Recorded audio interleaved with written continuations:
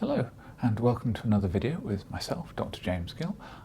I'm one of the lecturers at Warwick Medical School, and you join me again at Warwick, where we've managed to secure a new assistant, Derek, today to help us go over the examination of the lymph nodes of the head and neck. Now, the lymph node examination is something that the students encounter very early on in their first year when it comes to practicing clinical skills. However, it's also a very common presentation in general practice. It's not unusual for a patient to come into their doctor and say that they're concerned because they've recently found lumps and bumps in their neck or their glands are up. Now, particularly from a patient saying that their glands are up, this is very, very common and is normally associated with an infection. Thankfully, the vast majority of patients with other lumps and bumps are found to have benign causes. However, prominent lymph nodes or lymphadenopathy are a potential red flag for things such as cancer, HIV, TB or sarcoidosis.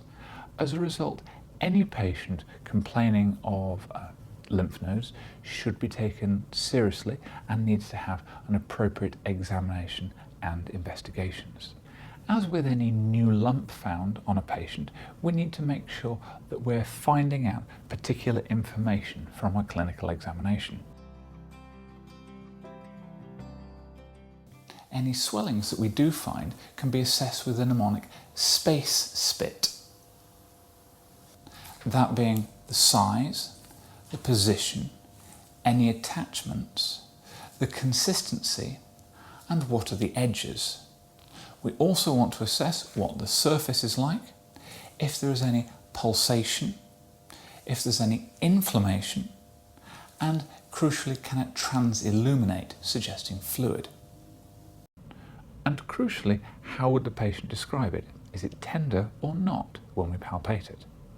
A hard, non-tender, craggy lymph node that doesn't move easily under the skin and has an irregular or ill-defined surface are worrying features for a potential malignancy.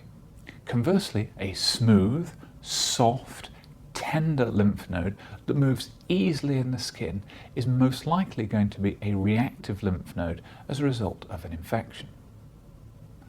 Most people will actually be very familiar with raised lymph nodes from when they've had simple throat infections. Then we're going to get enlargement of the lymph nodes there as our body prepares an immune response. And that's a very effective way of looking at the lymph nodes. The lymph nodes will drain from particular parts of the body, and thus an enlarged lymph node will indicate that there's a potential pathology going on in an area of the body. So, for example, if we were to have a problem with the tongue in the mouth, then we may have the submental underneath the front of the chin or the submandibular lymph nodes along the base of the jaw inflamed. Hopefully, as I say, they will be tender and palpable and smooth, suggesting perhaps a dental infection. By comparison, I have seen patients with tongue cancers who similarly have enlarged lymph nodes underneath their chin because of the drainage of the tongue into the lymphatic system. So to examine the lymph nodes, first off what we'd need to do is introduce ourselves to the patient and confirm their identity. Then we'd need to get consent. So to get consent, we need to explain to the patient what it is that we're going to do. In this particular case, examining the lymph nodes of the head and neck, that would be getting the patient to take off their t-shirt or open their shirt so that we can access the clavicles. Then we'd explain that we would be standing behind them to examine along their jaw, to the sides of their face, their neck, the back of the head, and then over the clavicles. If the patient is happy to proceed on that, then we go forth with the examination. Even though you've gained consent, it's important to highlight to the patient before you continue that you're going to step behind the patient in order to examine their lymph nodes from behind. Otherwise, you step behind the patient and suddenly hands come out from behind. We don't want to shock the patient by doing so. standing behind the patient, we want to start off with the submental lymph nodes under the tongue, examining with the palps of the fingers. Then moving along the jawline, checking the submandibular lymph nodes, before checking the parotid and the tonsillar lymph nodes. From there, we can move upwards to check the preauricular in front of the ears and the post-auricular behind the ears. We'd then want to move our hands around to check the occipital lymph nodes behind the head. From there, we can come down the neck, assessing the anterior and posterior cervical chains, before moving around to the front to get the patient to shrug their shoulders up, which will allow us to assess if there's any supraclavicular lymph nodes.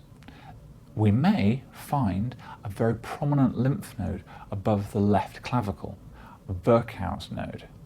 The presence of this node is Trossier's sign and is associated with gastrointestinal malignancies, particularly that of the stomach.